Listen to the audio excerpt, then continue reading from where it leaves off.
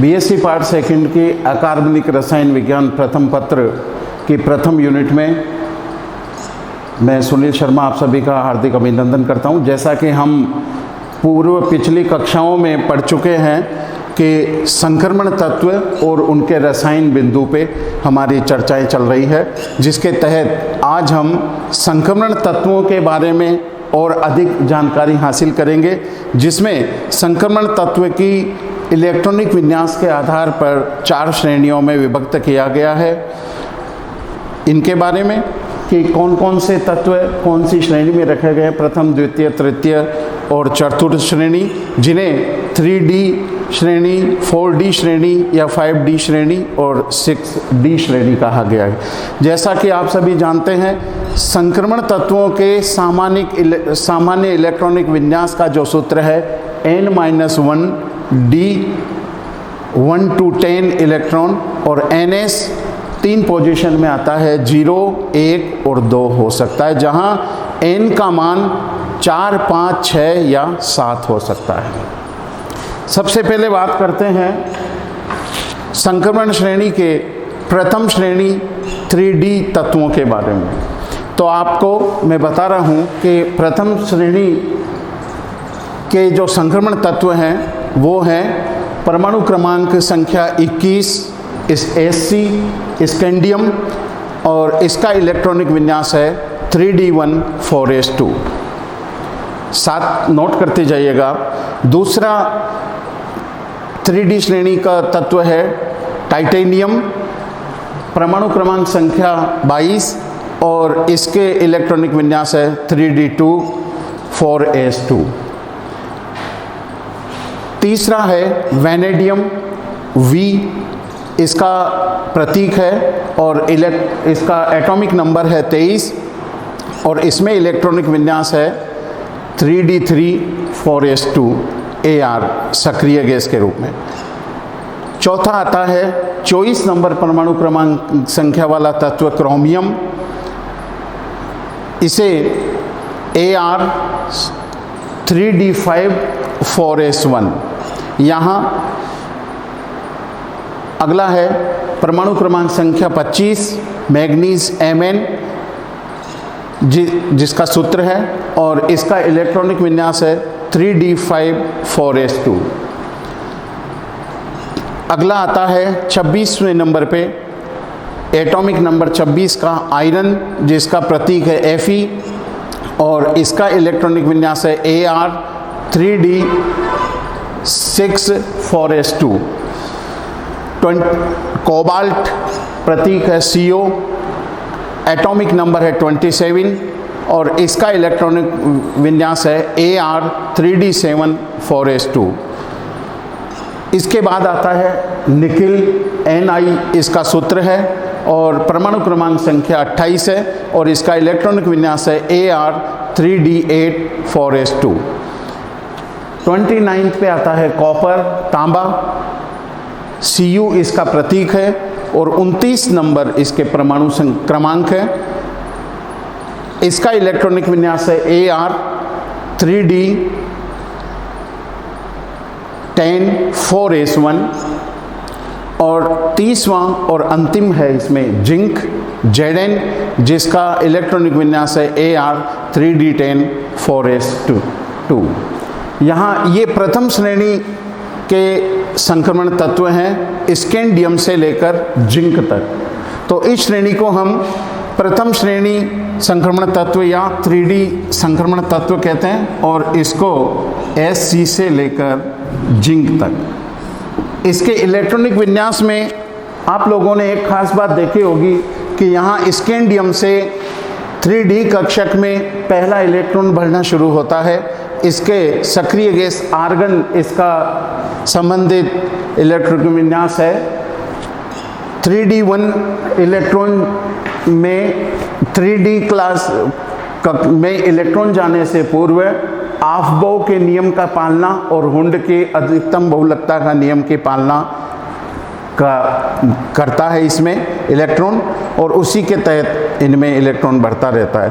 तो यहाँ 3D1 से शुरू होकर Sc में और जिंक के अंदर 3D10 यहाँ दो सिचुएशन ऐसी दो ऐसे तत्व हैं जिनके इलेक्ट्रॉनिक विन्यास सामान्य इलेक्ट्रॉनिक विन्यास न होकर उसमें कुछ विलक्षणता है, विशेषता है, जैसे क्रोमियम और क्रोमियम 24 और कॉपर 29। क्रोमियम 24 में आप देखेंगे कि यहाँ 3D, इससे पूर्व वाले में 23 नंबर वाले में 3D3 है, इसके बाद सामान्य तौर पे 3D4 होना चाहिए, लेकिन यहाँ 3D4 न होके ये 3D5 होता है और 4s1 होता है। इसी तरह से कॉपर 29 में 3D9 होना न होकर 3D10 और 4s1 होता है। तो इन दोनों के पीछे कक्षकों के पूर्ण भरित और अर्धभरित नियम लागू होते हैं, जो इस प्रकार हैं। जैसे कि 3D के अंदर आप सभी जानते हैं 5 कक्षक होते हैं,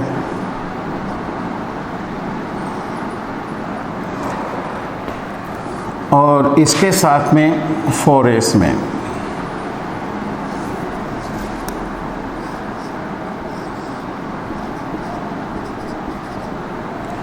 SC में स्थिति ये रहती है 3D1 और 4s2, लेकिन CR के साथ में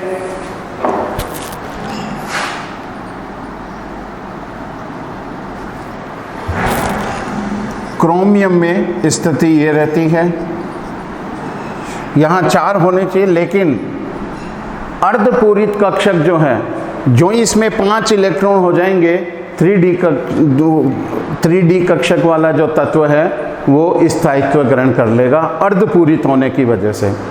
अधिकतम इलेक्ट्रॉन इसमें 10 भरे जा सकते हैं, यहाँ 5 इलेक्ट्रॉन ये कर लेता है। क्यों? क्योंकि D कक्षक और 3D कक्षक और 4s के जो ऊर्जा स्तर हैं उनमें काफ़ी कुछ लगभग समान रहते हैं, जिसके कारण से 4s कक्षक में से इलेक्ट्रॉन निकलकर 3D में आसानी से चला जाता है।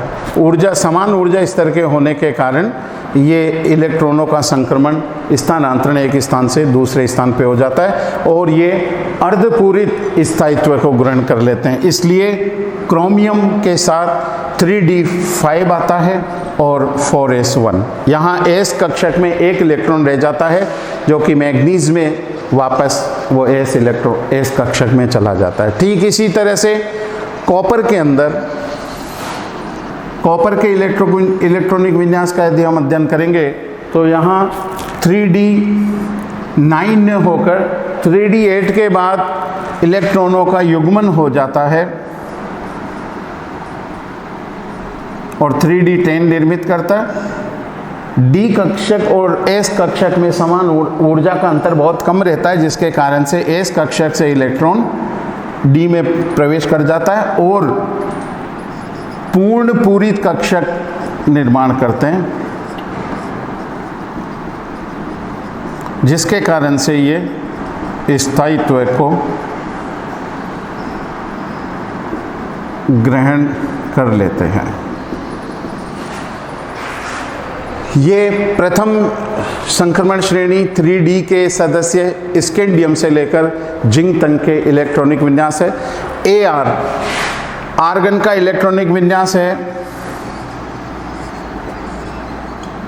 1s2, 2s2, 2p6, 3s2, 3p6,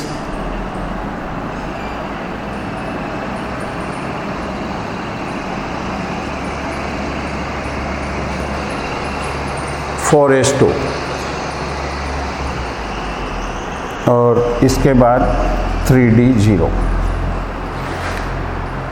तो आर्गन अक्रिय गैस जो हैं, इनर्ट गैसेज के साथ में इस प्रकार से प्रथम श्रेणी तत्वों के जो हैं इलेक्ट्रॉनिक विन्यास है, जिसमें इस प्रथम श्रेणी के तत्वों में इलेक्ट्रॉनिक विन्यास में जो विचलन उत्पन्न होता है, इसका स्पष्टीकरण कक्षकों के अर्धपूरित और पूर्ण पूरित भरे होने के को स्थायित्व से लेकर जोड़कर देखा जा सकता है।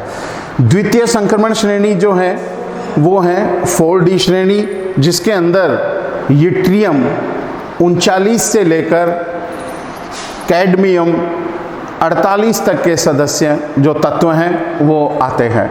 इसमें द्वितीय श्रेणी या 4D श्रेणी का प्रथम तत्व है यट्रियम, उसका परमाणु क्रमांक 39 और इसका सिंबल है Y। इसका इलेक्ट्रॉनिक विन्यास है Kr4D1 5s2। अगला है 40 परमाणु क्रमांक, नाम है जर्कोनियम और प्रतीक है Zr। इसका इलेक्ट्रॉनिक विन्यास है Kr4D2 5s2। इसके बाद आता है 41 atomic number niobium Nb Kr4D4 और 5s1। 42 मोलिब्डेनम Mo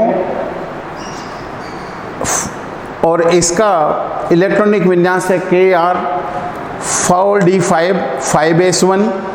43 पे टेक्नीशियम Tc जो कि कृत्रिम संश्लेषित तत्व है, इसको स्थान दिया गया है और इसका इलेक्ट्रॉनिक विन्यास है Kr4D5 5s2। Atomic number 44 Ru जिसका नाम है रुथेनियम और इसका इलेक्ट्रॉनिक विन्यास है Kr4D7 5s1। इसके बाद आता है 45 नंबर एटॉमिक नंबर वाला तत्व RH जिसका नाम है रोडियम और इसका इलेक्ट्रॉनिक विन्यास है Kr4D8 5s1। 46 पैलेडियम जिसका प्रतीक है Pd और इसका इलेक्ट्रॉनिक विन्यास है Kr4D10। इसके बाद आता है 47 Ag सिल्वर, इसका नाम है और Kr4D10 5s1। और 48 परमाणु संख्या वाला तत्व जो है ये कैडमियम है और इसका इलेक्ट्रॉनिक विन्यास है Kr4D10 5s2। इस प्रकार यट्रियम से लेकर द्वितीय श्रेणी और कैडमियम तक के जो तत्व हैं ये द्वितीय श्रेणी या 4D श्रेणी संक्रमण तत्वों के अंदर रखे जाते हैं। यहाँ Nb, Mo, Ru, Rh, Pd, Ag इनके अंदर इलेक्ट्रॉनिक विन्यास में विचलन पाया जाता है, जिसका स्पष्टीकरण पूर्ण पूरित और अर्धपूर्णित कक्षक के स्थायित्व के आधार पर समझाया नहीं जा सकता। इसकी व्याख्या आगामी क्लास में हम करेंगे। बाकी बची हुई 2 श्रेणियां हैं, तृतीय श्रेणी और चतुर्थ श्रेणी, जिसका आगामी क्लास में डिस्क्रिप्शन करेंगे इनके रासायनिक गुण और इलेक्ट्रॉनिक विन्यास के बारे में। नमस्कार।